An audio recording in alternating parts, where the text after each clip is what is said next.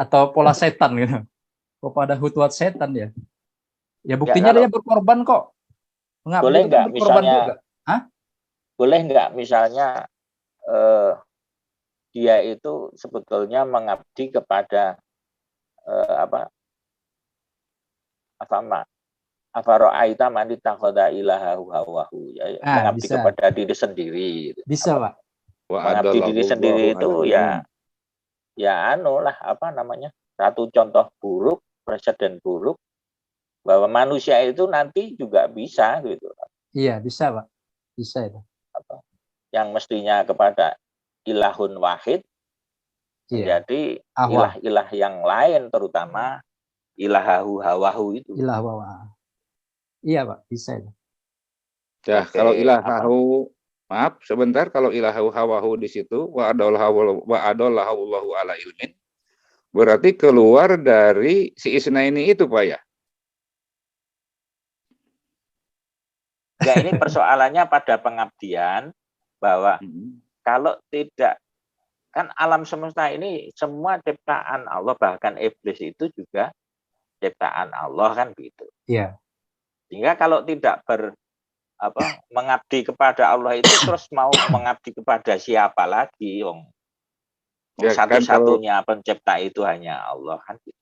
Betul. Kalian dalam hal ini makanya kita kemungkinan itu ini persoalan pengabdian ini pada ilah yang lain yang bukan Allah, bukan yang dikehendaki Allah itu, yang la ilaha illallah. Kemudian muncullah afaro'aita man ittakhadha ilahahu hawahu. Iya. Jadi kalau ditanyakan ya mengabdi kepada siapa? Mengabdi kepada dirinya sendiri ya, jadi sakarpe dewek gitu. Iya. Itu sebagai contoh awal gitu, contoh awal presiden buruk bahwa itu mungkin uswah sayyi'ah gitu ya. Mungkin, tapi tidak ada istilahnya. Hutuwati setan. Syaitin. Ya kan kalau diselesaikan dulu Pak Adib. Ya itu saya kan gelisah, terus kemudian apa kemungkinannya memahami pengabdian itu, karena sebetulnya kalau dipikir lebih mendalam ya, itu kan bukan pilihan. Mengabdi kepada Allah itu kan satu-satunya pilihan, sehingga sebetulnya nggak ada pilihan lain. Iya. Kecuali ada namanya alam semesta lain ya, yang diciptakan oleh Tuhan lain, tapi kan nggak mungkin. Tapi Pak Adib, ya, kan itu Nabi Ibrahim ngomong tuh ke bapaknya, ya abati la ta'budi setan. Artinya ada sebuah pengabdian kepada setan. Tuh, ada sebagai sebuah selain Allah, min dunillah kan? Ya, sebagai bentuk itu. Makanya sebetulnya tadi saya katakan kalau dipikir lebih mendalam, lebih secara prinsip ya hakikat, sebetulnya nggak ada istilahnya semua. Saya mau pakai istilah makhluk, pernah dikritik sama Mas Opo ini, nggak ada istilahnya di Quran. Maksud saya begini, apa yang diciptakan itu kan semuanya ada karena diadakan. Karena semua itu ada dan diadakan, maka tidak mungkin dia punya alternatif lain untuk pengabdian selain yang mengadakan, itu tidak mungkin. Bahkan iblis pun walaupun kelihatannya seolah-olah membangkang, kemudian dia mengabdi kepada dirinya sendiri, kepada egonya, kepada nafsunya, kepada kecenderungan, pokoknya ingin membangkang lah dengan ajaran Allah, dengan yang disebut dengan al-haq itu. Tapi sebetulnya dia itu nggak bisa mengelak sebagai sebagai makhluk, saya terpaksa pakai istilah ini, sebagai makhluk, sebagai ciptaan yang diciptakan, otomatis sesuatu yang diciptakan itu mesti dia bukan ilah, dia mesti abdi gitu loh, mesti. Maksud saya begitu. Jadi walaupun seolah-olah iblis itu bisa membangkang, tapi itu hanya seolah-olah saja. Kalau hakikatnya sih siapapun ciptaan Tuhan, ciptaan Allah itu ya mesti taat pada skenario wama khalaqtul jinna wal insa illa liya'buduni. Dan dalam Quran kan si iblis kan masuk jin, masuk bagian dari itu. Skenarionya kalau Allah sudah bilang begitu, itu walaupun seolah-olah ada yang membangkang, ada yang mengabdi kepada setan, mengabdi kepada yang lain-lain, tapi hakikatnya itu tetap mengabdi liya'budun. Itu maksud saya. Ya, bisa saya tanggapi Silakan Pak Adib. dikomentari. Jadi yang saya pahami nih Pak Adib ya, bicara iblis itu dia identik dengan, kan karena aba wastakbar tadi, maka dia masuk ke dalam minal kafirin kan itu. Betul. Nah, iya kan? Karena iblis itu aba wastakbar gitu kan, menolak, enggan, menolak perintah ya, dan takabur lah gitu kan. Maka dia masuk dalam minal kafirin. Nah, kalau kita bicara kafirin itu tidak bisa terlepas dengan al kafirun. Jadi di situ kan disuruh Nabi Muhammad bilang, aku tidak mengabdi apa yang kamu abdikan, kafirun kan, iblis. Berarti iblis di sini mengabdi. Kalau dinisbatkan iblis kafirin, surat al-kafirun la a'budu ma ta'budun kan gitu. Aku tidak mengabdi apa yang kamu abdi gitu. Seperti apa yang kamu abdi gitu. Beda gitu pengabdian kita kan gitu, berdasarkan surat al-kafirun. Nah, makanya saya bilang tadi, kalau mukmin mengabdinya kepada Allah, iya kan? Kalau selain Allah, min dunillah, itu pasti mengabdinya pada setan gitu. Jadi saya dalam pemahaman saya bahwa setan itu adalah awalnya imajiner gitu, tapi datanya itu iblis gitu, pelakunya, data pelakunya iblis, tapi polanya itu, kutuatnya itu setan gitu. Jadi iblis ini mengabdi kepada setan, karena kan pada ayat ya abatila tak budis setan, berarti bapaknya ini kayak iblis gitu kan, jangan mengabdi pada setan gitu. Bapaknya ini tadi, bapaknya Ibrahim kan gitu, jangan mengabdi pada setan selain Allah, karena ada pengabdian selain Allah. Kalau yang saya pahami Pak Adib, yang namanya pengabdian pada setan. Bicara setan nanti ada kelakuan setan, ada ocehan-ocehan setan gitu kan.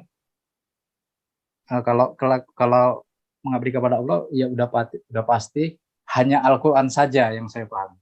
Jadi selain Al-Qur'an udah pasti itu ajaran setan gitu. Ekstrim jadinya. Nah, itu begitu. Pasti ajaran setan, selain al-haq pasti ajaran setan. Udah pasti itu. Ini jadi kejam jadinya. Udah pasti itu. Nah, dalam tataran nilai hitam putih memang harus hitam putih, nggak bisa pisahkan. Bisa dioplos. Pisahkan. Walaupun setan itu sendiri tadi awalnya berupa larangan kan Pak Adib? Iya. Kan larangan dia. Kutuwati setan itu larangan. Makanya kan dikaitkan dengan wala taqrabus haji sajaroh gitu ya. Ya. Haji sajarah ini kan dia merujuk ke sejarah iblis yang membangkang tadi gitu. Sejarah iblis. Wala tatabi'u hutuwati syaitan. Itu juga kan. Wala tatabi'u hutuwati syaitan ya. Jadi wala taqrabu haji sajarah ini kan sebelumnya konteksnya iblis yang membangkang, jangan dekati kepada Adam itu, jangan. Haji sajarah jangan gitu. Artinya ketika didekati juga berarti dia masuk mengikuti hutuwati setan kan gitu. Nah, itu kalau saya pahami boleh dibantah lah biar ada warna-warna Iya, diskusi. ya ini hanya ini cara memandang persoalannya saja. Itu artinya kalau secara makro, makanya tetap misalnya ada pemahaman yang ini pemahaman umum ya, artinya dari literatur umum saya baca di buku-buku sufi gitu. Itu ya ini mungkin hanya fiksi ya, bukan kenyataan, tapi untuk menggambarkan bahwa sebetulnya iblis itu kalau tadi dikatakan Mas Opo itu sebagai apa namanya, sebagai prototipe yang awal data pelaku awal data minal kafirin. Ya, data yang paling pertama. Pembangkang pertama, yang takabur pertama ya. Ya, menolak. Itu sebetulnya ada versi yang membuat narasi ya, versi yang membuat narasi bahwa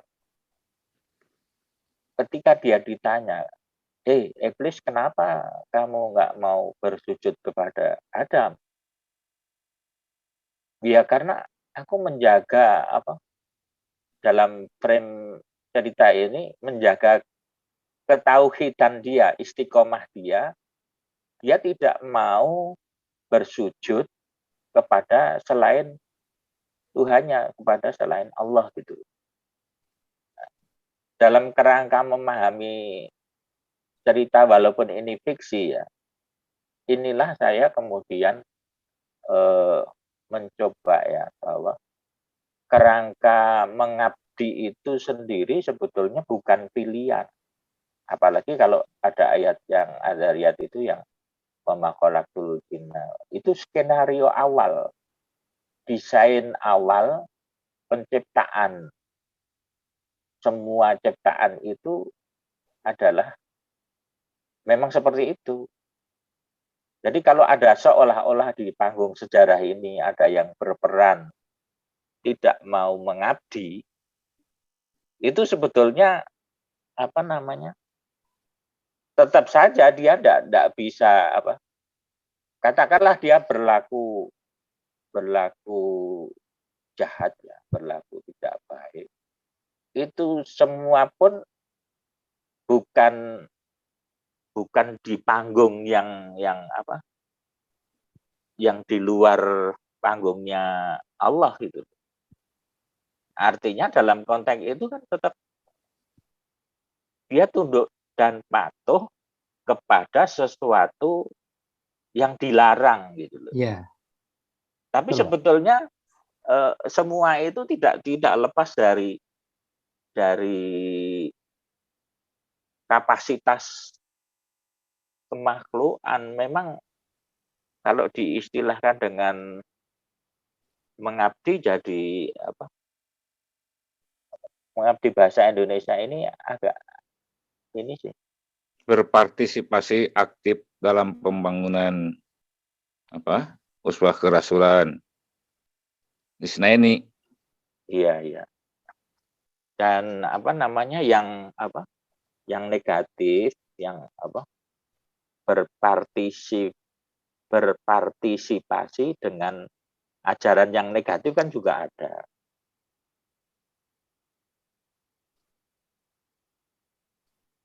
Walaupun ayatnya sedikit ya, misalnya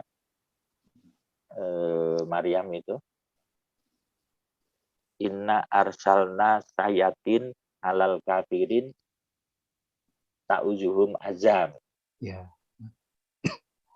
Artinya ya walaupun dalam konteks yang makro ya, iblis itu kan konon kan walaupun tidak diridhoi tapi diizinkan. Ada semacam lisensinya, ada kalau dihukum bukan legalisasi tapi itu justifikasi. Arsal itu inna arsalna itu lebih tepatnya dirisalahkan apa diutus itu? Kan terjemahannya diutus tuh, Pak. Iya. Kami Mengutus. kami mengutus apa kami merisalahkan? Mengutus. Inna Iya. arsalna sayatin. Ya Alal konteksnya kafirin. kalau dibawa kepada andirni ila yaumi yub'atsun kan ada semacam kayak akad ya, ada akad kesepakatan, ada kesepakatan. Oke. Di dalam pengabdian ini ada pengabdian yang melalui jalur itu dan melalui jalur ini. Tapi semuanya itu sebetulnya kalau mau digabung muaranya ya isnaini ini pengabdian ya hanya kepada Allah saja, tidak ada yang lain. Walaupun itu kelihatannya umat itu punya ilah-ilah yang lain, tapi ilah-ilah palsu maksudnya bukan ilah yang sebenarnya, karena dihapus dengan la ilaha. Itu semua ilah habis. Semua ilah habis. Walaupun nanti dalam praktek sehari-hari seolah-olah ada afara'aita man ittakhadha ilahahu. Seolah-olah ada bahwa kita itu ego kita bisa menjadi ilah. Apa lingkungan kita bisa menjadi ilah. Seorang tokoh bisa menjadi ilah dan sebagainya. Atau dalam konteks yang lebih umum robun ya apa menjadi arbaban min dunillah. Tapi itu sebetulnya itu seolah-olah kalau Rabbul Alamin ya cuma satu, tidak mungkin yang arbaban min dunillah itu Rabbul Alamin, nggak mungkin. Kalau ditanyakan apa wala insa'al tahum man khalaqas samawati wal ardi, siapa yang menciptakan langit dan bumi, Fir'aun pun tidak akan Membantah. sanggup mengatakan itu menciptakan matahari, aku nggak akan sanggup. Iblis pun juga nggak akan sanggup. Bentar, Pak. Oke, mungkin Pak Saifuddin. Monggo, Silakan. Jadi kalau model yang disajikan oleh Allah berdasarkan uswah Pak Maulana. ya. Pak Maulana. Mungkin Ya, kita ke Pak Saifuddin dulu, itu sudah iya. Silakan Pak Saifuddin. Suaranya belum. Iya. Bang Saifuddin. Halo? Suaranya di. Bang Saifuddin Kusnadi. Hilang. Kok malah hilang? Oh iya, hilang. Mungkin terputus jaringannya. Oke, ke Bang Maulana silahkan, Bang. Jadi kalau kembali kepada sajian dari Allah, yaitu mengabdi hanya kepada satu model ajaran, yaitu satu pilihan ilmu gitu ya. Kemudian kalau iblis misalnya sebagai pembangkang dari indisipliner ilmu itu, berarti posisinya ruang lingkupnya itu masih di ruang lingkup si Isna ini, yaitu Khair Lawansar, ataukah di mana, Pak? Ya harus di ruang lingkup Isna ini, karena dia kan katakanlah secara sederhananya dia perwakilan dari kegelapan. Tapi kan perwakilan ini resmi gitu. Maksudnya resmi itu bukan diridhoi ya. Ini agak rumit nanti kalau dipertajam. Diizinkan dengan diridhoi nanti bisa berbenturan. Ya. Tapi kalau misalnya parkir saya dulu sebentar ke hadis yang menyerupai, boleh ya? Silakan. Misalnya Isnain ini sajian dari Allah, satu pilihan ilmu ini modelnya gitu. Kemudian ada yang mengatakan pada perawi hadis, malam yarda biqadai, siapa yang tidak ridho atas kepastian ilmu dariku, yaitu model si Isnain ini tadi, walam yasbir ala balai, dan tidak teguh bersabar terhadap perjuangan untuk menuju si Isnain ini, walam yaskur ala ni'ami, dan tidak pernah mau bersyukur atas apa yang telah kami mantapkan atas pilihan ilmu ini ala ni'ami. Kata Allah, fal yakhruj min tahti sama isnaini gitu. Fal yatlu beroban siwai. Silahkan cari pembimbing selain dariku, kata Allah. Gimana itu, Pak?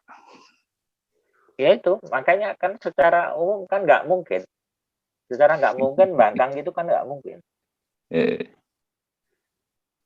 Atau Benar bisa nggak Pak dikaitkan ke sini Pak? Jadi wa in kuntum fi raibim mimma nazalna ala abdina, dari sudut manusia ya. Fa'tu bi suratin mim mislihi wad'u syuhada'akum min dunillahi in kuntum sadikin. Ya. Fa in lam taf'alu walan taf'alu. Iya, fattakunar wa quduha annas wal hijarah uidat lil kafirin gitu. Iya. Gimana Pak kalau ke sana? Iya, jadi seolah-olah itu dalam konteks Ilan taf'alu seolah-olah ada semacam tantangan atau tawaran ya. Silakan aja bikin satu surat yang semodel ini atau satu. Tapi kan tidak mungkin itu. Balan taf'alu dan tidak mungkin gitu. Jangankan memproduksi sebuah ajaran untuk mengumpulkan syuhada aku min dunillah saja tidak mungkin. Untuk bersepakat, untuk berkumpul bareng-bareng tidak mungkin.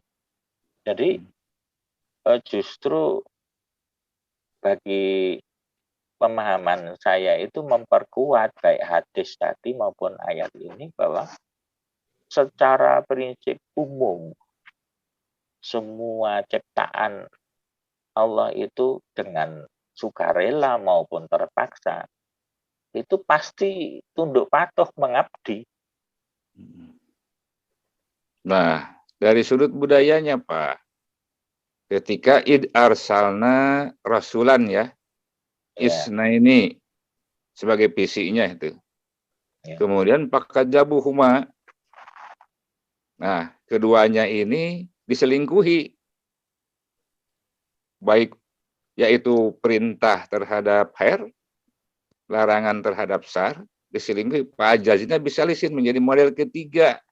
Ini model ketiga ini yang mana nih Pak? Ya. Apa itu yang dikatakan yang dimaui oleh posisi iblis keluar dari si Isna ini itu model ketiga itu apa itu? Saya sendiri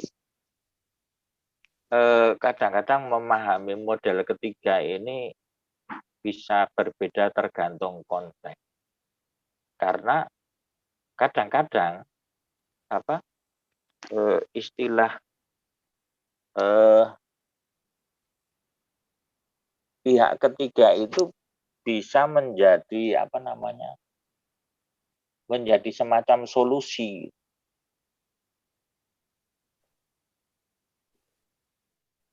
Yang walaupun istilahnya mungkin bukan pihak ketiga ya, karena dalam bahasa Indonesia istilah pihak ketiga ini sudah terlanjur kurang baik ya pemaknaan. Kami munculkan model ketiga, kami unggulkan model ketiga. Jadi faqalu inna ilaikum mursalun. Selanjutnya mereka mengatakan, pilihlah kami nih Rasul untuk kalian gitu. Apa tetap masih di ruang lingkup Isna ini model ketiga itu? Bukan Isna ini karena Kalisun Salasa ya itu kan bukan Isna.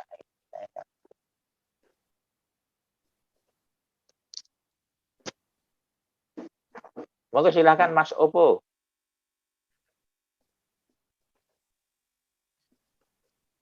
Mungkin ke Pak Saifuddin dulu tadi agak terputus. Sudah masuk lagi belum? Ya, sudah masuk lagi. Bang Saifuddin Kusnadi, silakan. Halo? Halo, Bang Saifuddin? Ya, Ini nggak bisa, mohon maaf tadi ya, udah Ya, kelewat kayaknya. nggak apa-apa, Dilanjut aja. silakan. Dilanjut aja yang saya tahu untuk langsung aja ke yang ketiga ini ya. Yang Ya, ketiga ya, itu di surat Waqiah ya. ya. Kira Ya, nanti silakan. belum lihat lagi lah. Ya, dilanjut aja dulu ya. Oh Dilanjut. iya. Ya, silakan. Ya. Oke, mungkin ke Bang Opo, silahkan Bang Opo. Jadi tadi melebar ini ya. Is arsalna ilaihim musnaini fakazzabuhuma bisalasin deh. Iya Pak Maulana. Kadzabuhuma fa'azzazna. Fakazzabuhuma bi'azazna bisalisin. Fa'azzazna, maka kami munculkan kata Allah model yang ketiga. Ya, kalau kita lihat kalau kita Faqalu lihat ini secara pasti alam aja lah. Secara pasti alam tuh racun itu jelas racun kan. Madu jelas tuh madu. Ya kan? Nah, kalau itu dicampur kan memang jadi dia. Jelas juga itu. Jelas itu kan. Ya, ini sudah jelas tuh, dicampur jadi juga yang ketiga tadi. Itu kan fakazzabuhuma sama dengan dimanipulasi kan? Iya kan? Keduanya dimanipulasi, dioplos. Kan ada juga jadi model ketiga itu. Oplosan madu dengan racun kan jadi juga.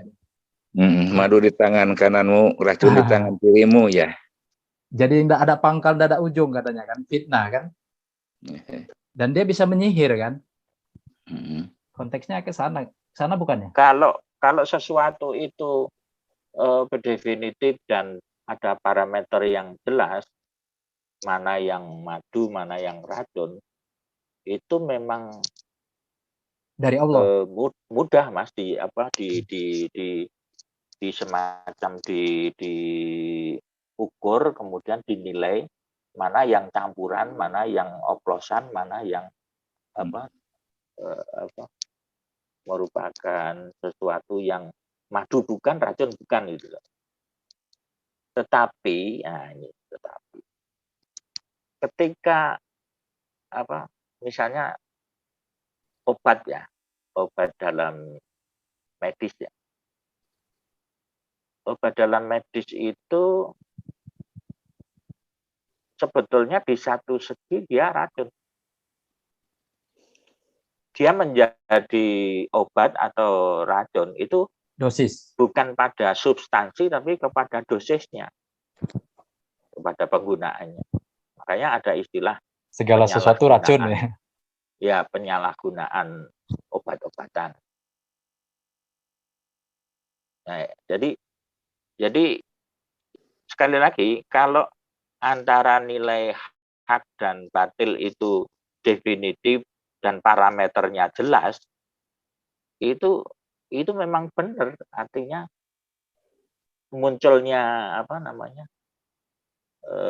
pihak ketiga yang merupakan mukadzibin kadzaba campuran dari itu ada adu-aduan. Kadang-kadang dan sering terjadi di dalam kita ya, misalnya mengukur parameter Quran, ajaran Allah ini, mana yang benar-benar hak, mana yang benar-benar batil, ini kan kita juga tidak mempunyai parameter atau ukuran yang kadang-kadang tidak jelas ukurannya, sehingga seseorang menuduh wah ini adu-aduan, itu adu-aduan, tapi sebetulnya yang saling menuduh itu seperti halnya kasus Yahudi dan Nasrani itu.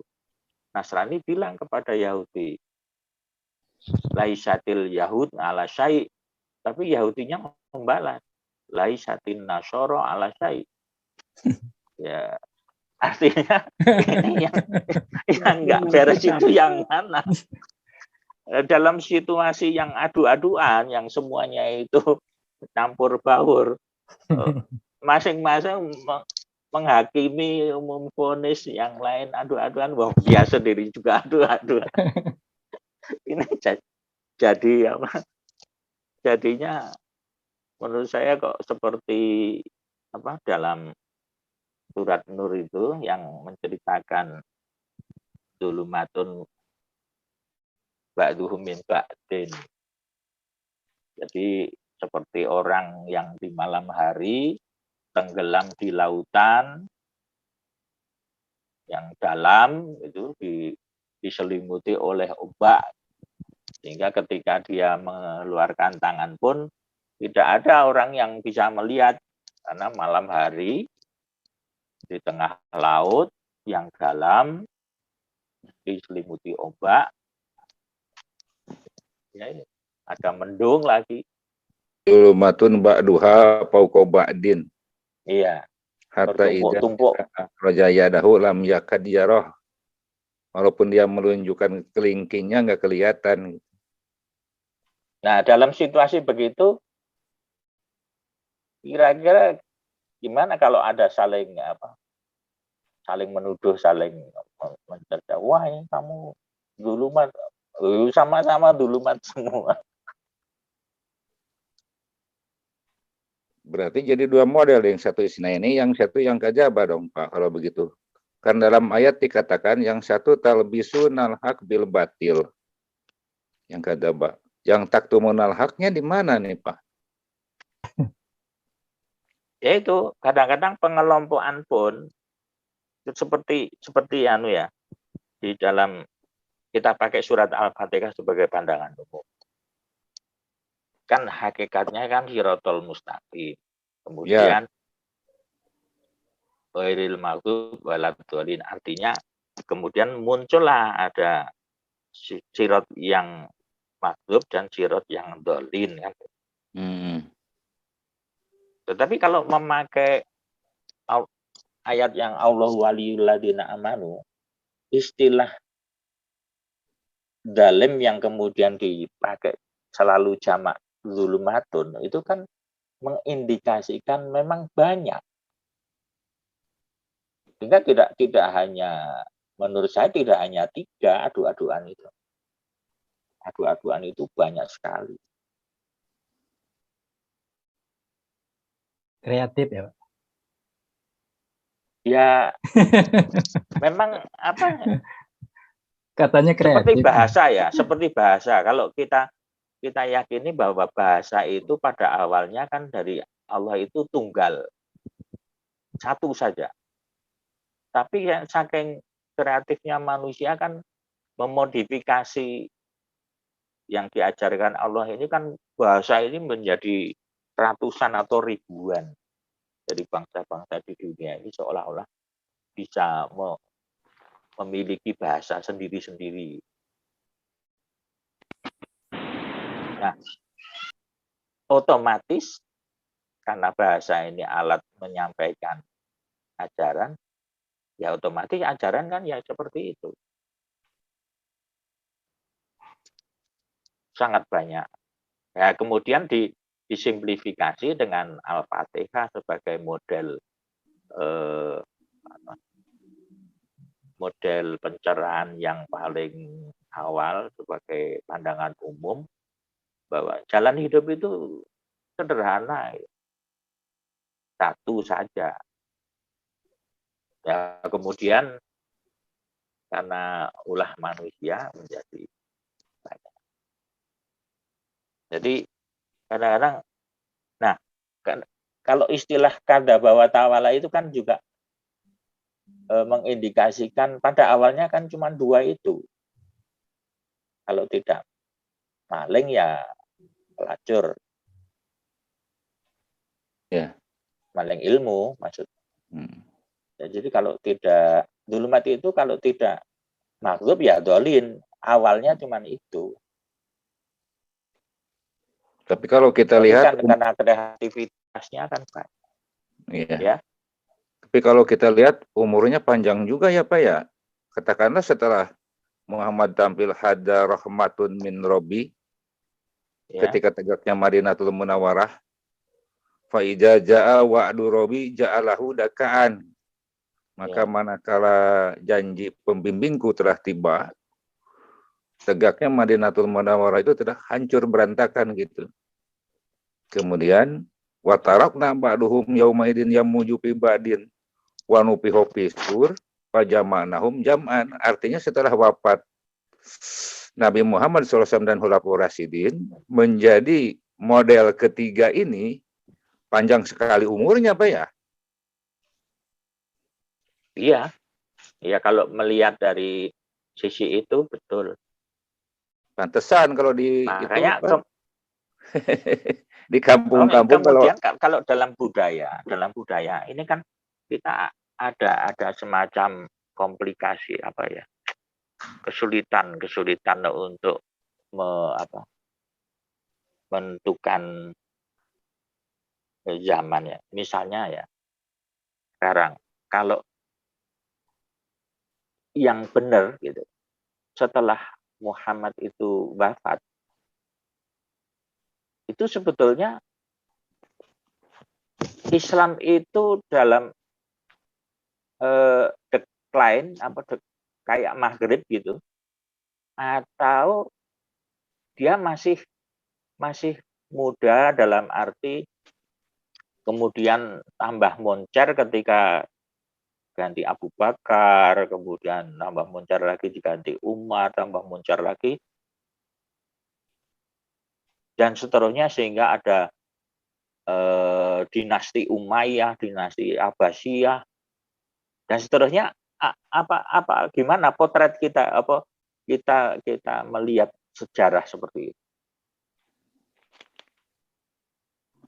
Karena itu nanti akan menentukan bahwa karena banyak sekali para ahli sejarah yang menyebutkan bahwa seolah-olah zaman keemasan Islam itu hingga tegaknya seperti dinasti-dinasti itu, bahkan sampai Eropa kan ketika Umayyah itu lari dihancurkan oleh Baghdad, kemudian lari ke Andalus ya.